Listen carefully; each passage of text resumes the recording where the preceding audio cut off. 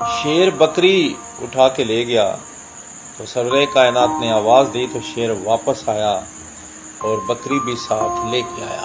حلیمہ سعدیہ کے بچے ایک دفعہ بکریاں چرا رہے تھے تو جنگل سے ایک بہت بڑا شیر آ گیا۔ اس نے بکری اٹھائی اور چلا گیا۔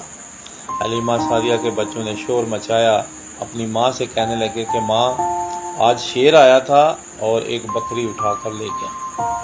سرور کائنات کا بچپن جو تھا وہ 3 سال کی عمر تھی۔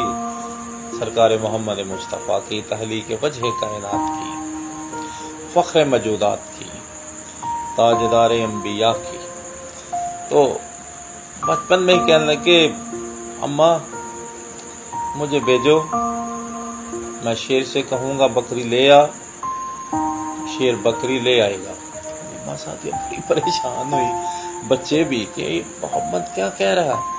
کہا ہاں محمد ٹھیک ہے، آؤ میں بھی چلتی ہوں، تو آؤ بکری لے کے آتی ہیں۔ تو حلیمہ ایران کے محمد کیا کہہ رہا ہے؟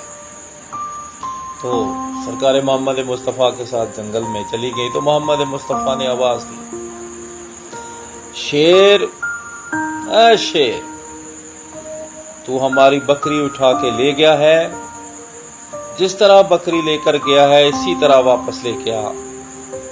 آپ کے یہ الفاظ کہنے تھے۔ جنگل میں جتنے بھی شیر تھے سارے محمد مصطفیٰ کے پاس آ کر کھڑے ہو گئے، اور وہ بھی شیر آ گیا جو بکری لے کے گیا تھا۔ کیا دیکھتے ہیں کہ شیر جو ہے وہ منہ میں بکری لیے آ گیا، اور بکری جو ہے وہ بالکل تحفظ میں، اس کو ذرا برابر بھی نقصان نہ ہوا۔ حلیمہ سعدیہ کی جو بکریاں تھیں نا، جب وہ چرنے جاتی تو پیٹ بھر کے چرتی، اور حلیمہ سعدیہ کہتے کہ میری بکریوں نے کبھی اتنا دودھ نہیں دیا نہ محمد کی آمد پر دیا۔ جب سے محمد میرے گھر آیا ہے میری بکریوں نے زیادہ سے زیادہ دودھ دینا شروع کر دیا۔ جب فصل نہیں ہوتی تھی، چارہ بہت کم ہوتا تھا، گھاس بہت کم ہوتی تھی، لیکن حلیمہ سعدیہ کی بکریاں جب چرنے جاتی ان کو گھاس بھی ملتا، پتے بھی ملتے، پانی بھی ملتا۔ تو حلیمہ سعدیہ کہتی لیکن جب سے محمد میرے گھر میں آیا ہے میرے گھر میں خدا کی رحمت ہو گئی ہے۔ محمد جب گھر سے باہر نکلتا ہے تو حلیمہ سعدیہ کے بچے کہتے ہیں کہ سر پہ بادل آ جاتا تھا، سایہ کرتا تھا۔